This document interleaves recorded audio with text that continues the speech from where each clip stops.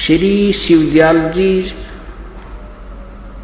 जो आगरा में हुए हैं, उनको ये लोग परम धनी और परम पूज्य, पूर्ण ब्रह्म आदि नामों से, संज्ञाओं से, उपमाओं से सब सुशोभित करते हैं। और उनका कोई गुरु नहीं था।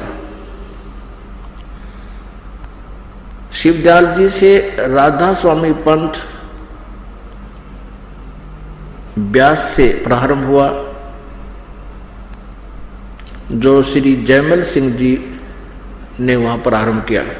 श्री जयमल सिंह जी को कोई आदेश नहीं था शिवदयाल जी का कि तू वहां कोई नारा सांग जोड़ ले, क्योंकि सन 1878 में शिवदयाल जी की मृत्यु होगी।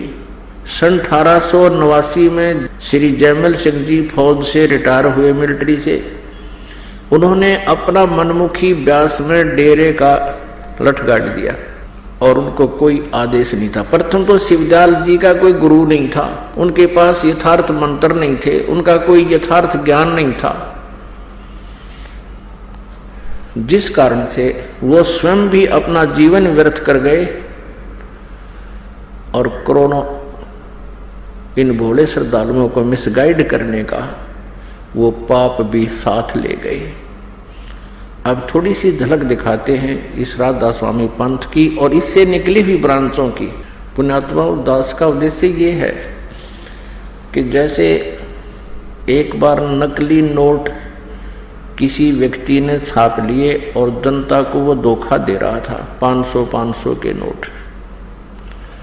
सरकार को पता लगा, उन नकली और अपने असली नोटों को दोनों को साथ साथ रख गए और जनता को सावधान किया कि ये नकली है, इसकी ये पहचान है, ये ओरिजिनल है, इसकी ये पहचान है। अब इस जो है कार्य को, इस शुभ कार्य को कोई ये कहे कि सरकार आलोचना कर रहे थे, समाचार पत्रों वाले आलोचना करते हैं, किसी के नोट को नकली बता रहे हैं, तो उसकी बुद्धि कितनी होगी बालक के सी। इसी प्रकार इस दास के प्रयत्न को जो कोई आलोचना कहता है वो बालक ही हो सकता है, बालक बुद्धि का, या कोई शराबी हो सकता है, या उस ग्रुप का हो सकता है जो उन नकली नोटों को छाप रहे हैं। तो जो ये समझदार होगा ये समझ जाएगा कि ये देखिएगा नकली और असली में कितना अंतर है, तो फिर वो अपने हानि से बच जाएगा और अपना नकलियों को फेंक देगा, असली नोट प्राप्त करेगा, वो निर्धन नहीं होगा, हानि ना होगी। पहले तो थोड़ा सा मौखिक बताते हैं इस पंथ के बारे में। श्री शिवदयाल जी ये एक खत्री परिवार से थे और आगरा में रहते थे। इनके घर पर इनके माता पिता जो थे वो श्री तुलसी साहेब हाथरस वाले के शिष्य थे और ये शिवदयाल जी भी उस तुलसी साहेब हाथरस वाले के वचनों को घर पर सुना करता था। फिर ये क्योंकि ये पश्चिमी पाकिस्तान में इनका घर था और वहाँ गुरु ग्रंथ साहिब की बहुत वाणियाँ चला करती थी, तो ये गुरु ग्रंथ साहिब का पाठी भी रहा है। और आगरा में गुरुद्वारा था, उसके अंदर निर्मले साधुओं का, जो नानक साहिब जी के पुत्रों ने निर्मला पंथ चला रखा, उस गुरुद्वारे में जाकर के ये वहाँ वाणी पढ़ा करता था। और उस संत था एक, उस गुरुद्वारे में उससे भी ज्ञान प्राप्त किया करता था। उससे शब्द और सुरत का इसने ज्ञान सीखा जैसा उसने पता था। फिर कुछ अपनी अटकल, कुछ दूसरों से सुना सुनाया खिचड़ी ज्ञान, ये स्वयं भू संत बन बैठा। उसके बाद इसने कई घंटों तक साधना की, कई कई दिन तक बैठा रहता, कई कई दिन बाहर नहीं निकलता, कोठे में कोठे यानी गुफा सी में जा करके वहाँ साठियोग क्या करता था, जो किसी भी संत मते में या किसी भी संत ने ऐसी क्रियाएं नहीं की। उसके बाद क्या हुआ कि आगरा से ही एक पंथ निकला है, जय गुरुदेव मथुरा में। ये वही 5 नाम देते हैं जो काल के हैं, जो मोक्षदायक नहीं है। और वहीं से एक पंथ, एक व्यक्ति ने, जैसे राम सिंह जी थे जुई गांव के, हरियाणा के, और राम सिंह जी के शिष्य थे एक ताराचंद जी जो दनोद गांव में। उन्होंने अपना अलग राधा स्वामी पंथ का एक आश्रम बना लिया। उसी आगरा से ही एक पंथ निकला, अभी बताया आपको, श्री जयमल सिंह जी, जिन्होंने स्वयंभू संत बनकर ब्यास में एक डेरा स्थापित कर दिया। जयमल सिंह जी के शिष्य हुए श्री सावन सिंह जी। श्री सावन सिंह जी के शिष्य थे श्री बलोचिस्तानी शाह मस्ताना, जिसका वास्तविक नाम था श्री खेमामल। वो बलोचिस्तान के रहने वाले थे। और एक कृपाल सिंह जी, ये दोनों शिष्य उत्तराधिकारी समझते थे अपने को, श्री सावन सिंह जी के उत्तराधिकारी समझते थे। लेकिन श्री सावन सिंह जी ने इन दोनों को अपना उत्तराधिकारी नहीं बनाया। उन्होंने श्री जगत सिंह सरदार जी को अपना उत्तराधिकारी बना दिया। तो ये दोनों वहां से विमुख हो गए, गुरुद्रोही हो गए।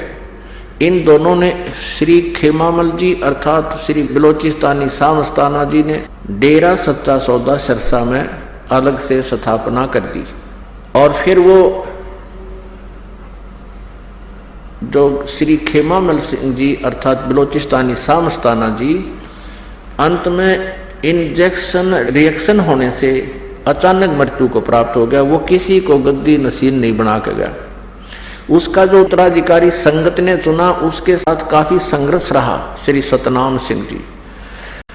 दूसरा एक और अपने आप को उत्तराधिकारी समझता था, लेकिन अंत में इनके कई दिन झमेले पड़ गए। सतनाम सिंह तो बना दिया सिरसा का उत्तराधिकारी, यानी गद्दी पर बैठा दिया एज ए मैनेजमेंट करने वाला। और दूसरे ने जाकर जगमाल वाली बना लिया अपना अलग। वहां भी लाखों व्यक्ति उसके साथ लगे हुए। अब ये समझ लेना पुण्यात्माओं, जो जहां भी फंसा है उसके लिए एक आगाह किया जा रहा है उसको कि तुम कहाँ हो, अपनी स्थिति से स्वयं परिचित हो जाना। उसके बाद श्री कृपाल सिंह जी जो सावन सिंह जी के शिष्य थे बागी, उन्होंने स्वयंभू संत बनकर दिल्ली में अपना अलग से मार्ग चला लिया। उस कृपाल सिंह जी का एक शिष्य बागी हो गया ठाकुर सिंह, उसको गद्दी मिली नहीं दिल्ली की, उसने अपने दर्शन सिंह को दे दी। वो अलग उसने नारा सांग जोड़ दिया। ये बड़ी आत्माओं ने भगवान की जरूरत है, आवश्यकता है, इनको कोई बहका ले जो 4 बात अलग से जानता हो और जिसमें नाम भगवान का आता हो। क्योंकि आत्मा भगवान को, परमात्मा को उसी दिन से खोज रही है जिस दिन से ये उससे विमुख हुई है। इस पर गलती बनी हुई है। अब पुण्यात्माओं, समझदार को संकेत ही बहुत होता है। अब श्री शिवदयाल जी की के दुर्गति हुई उस साधना से जो अन्य सभी भक्त कर रहे हैं, उसके अनुयायी कर रहे हैं। तो इससे आपको सहज में आसानी से निर्णय हो जाएगा कि अन्य का क्या होगा। जब उनके मुखिया की ऐसी दुर्गति हुई, वो प्रेत बना, अपनी शिष्या बुक्की में बोलने लगा, फिर उसी तरह हुक्का पीने लगा, जो पहले की तरह भोजन खाने लगा। और किसी उसके जो शिष्य थे, कोई उन पर आपत्ति आ जाती तो उस बुक्की के सामने खड़ा होकर उस प्रेत से प्रश्न करते, वो प्रेत उत्तर देता। तो पुण्यात्माओं, अनमोल मनुष्य जीवन उसने अपना भी बर्बाद कर लिया और करोड़ों जीवों को और काल के मुंह में फंसा कर चला गया। अब गलत साधना करने से, शास्त्र विरुद्ध साधना करने से head of the department of Radha Swami, chief of the Radha Swami पंथ श्री शिवदयाल जी की के दुर्गति हुई। पहले ये दिखाते हैं आपको, उनका कोई गुरु नहीं था। और परमेश्वर अपनी वाणी में कहते हैं, गुरु बिन माला फेरते, गुरु बिन देते दान, गुरु बिन दोनों निष्फल हैं, चाहे पूछो वेद पुराण। श्री शिवदयाल जी 5 नाम दान करते थे, ओंकार, ररंकार, ज्योति निरंजन, सोहम और सतनाम। ये इकट्ठे जाप करने हैं, इकट्ठे जाप करने हैं। जैसे ओंकार, ररंकार, ज्योति निरंजन, सोहम, सतनाम। सतनाम भी एक जाप करने का ये बताते हैं। तो इनकी बुद्धि कति गामजारी है, कति कंडम थे ये लोग। बालक भी अच्छा ज्ञान रखते हैं इनसे, जो इनका ज्ञान आपको दिखाएंगे। और ये बन गए संत, अंधों में अंधे ही मुखिया बन गए। और परमात्मा कहते, अंधे की बाँ गई अंधे ने, ये मार्ग कौन बतासी। अब देखो सिर शिवदयाल जी की के दुर्गति हुई, जिसने राधा स्वामी पंथ का प्रवर्तक कहा जाता है, जिसने यो इतना बड़ा जन समुदाय डुबो दिया। देखिएगा उनका जीवन चरित्र। जीवन चरित्र स्वामी जी महाराज, राधा स्वामी ट्रस्ट, स्वामी बाग से। राधा स्वामी दयाल की दया, राधा स्वामी साहेब, जीवन चरित्र स्वामी जी महाराज। लेखक लाला प्रताप सिंह सेठ। ये शिवदयाल जी का छोटे भाई थे, 3 भाई थे ये, सबसे छोटा ये प्रताप सिंह सेठ था। प्रकाशक राधा स्वामी ट्रस्ट, स्वामी बाग, आगरा।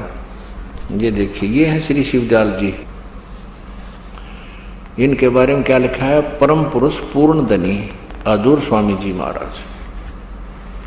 राधा स्वामी ट्रस्ट, स्वामी बाग, आगरा से प्रकाशित है। मुद्रक है अर्पण प्रिंटरी, राधा स्वामी चैम्बर, भालेज रोड, आनंद। अब दिखाते हैं, स्वामी जी का कोई गुरु नहीं था। ये देखिएगा पृष्ठ 28 पे, जीवन चरित्र स्वामी जी महाराज, पृष्ठ 28 पे। स्वामी जी महाराज का कोई गुरु नहीं था, और न किसी से उन्होंने परमार्थ का उपदेश लिया। ठीक। और फिर इसकी क्या दुर्गति हुई, ये देखिएगा।